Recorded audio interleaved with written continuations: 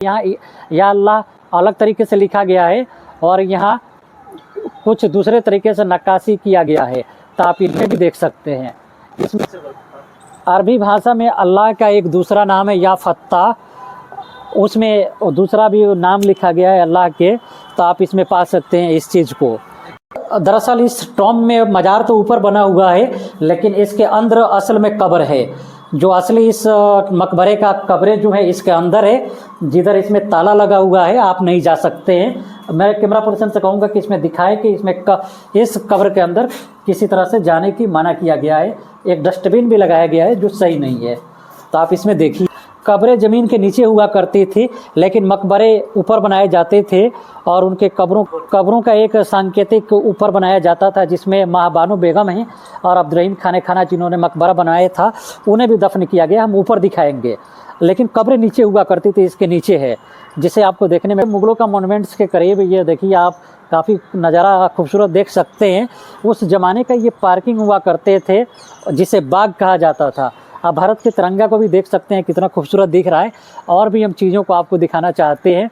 अभी हम आपको सेकंड फ्लोर पे ले जाएंगे, जहां असल में आपको इस मकबरे की खूबसूरती को आपको दिखाएंगे जो आपने देखा नहीं है। तो प्लीज़ आप हमारे साथ बने रहिए। बड़ा है मुसलमानों का कब्रिस्तान आप इसे कह सकते हैं, या अब्दुर्रहीम खाना का कब्रिस्तान देख सकते हैं।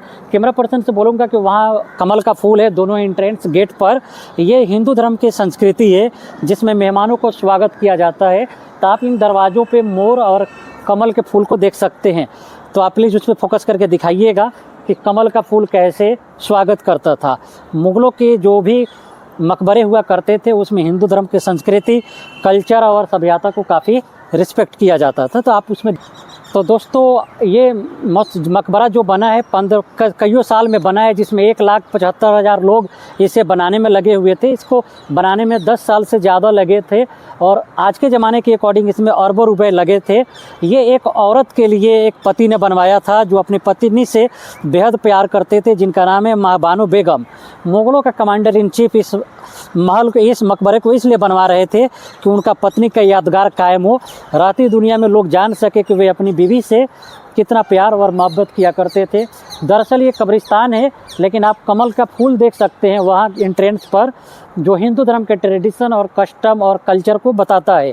मुग़ल लोग इसको रिस्पेक्ट किया करते थे और यही अब्दुर्रहीम खाना है जिन्होंने रामायण महाभारत को फ़ारसी में ट्रांसलेट करवाया और अथर्ववेद का भी ट्रांसलेशन करवाया।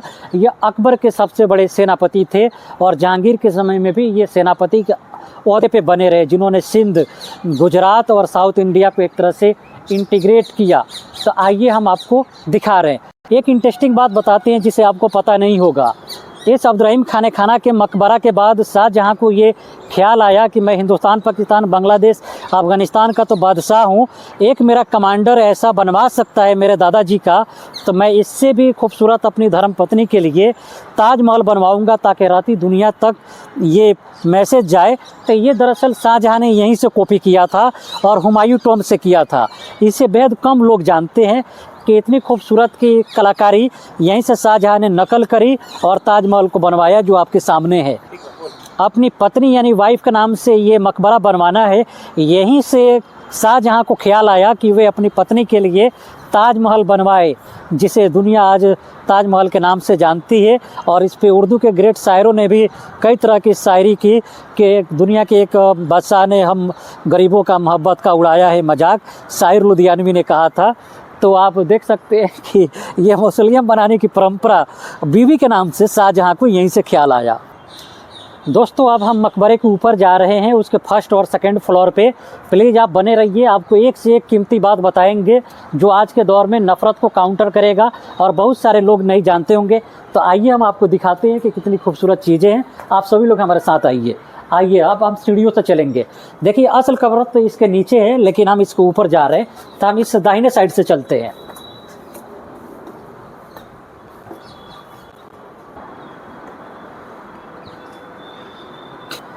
तो अब आप सभी लोग आ चुके हैं हमारे पास।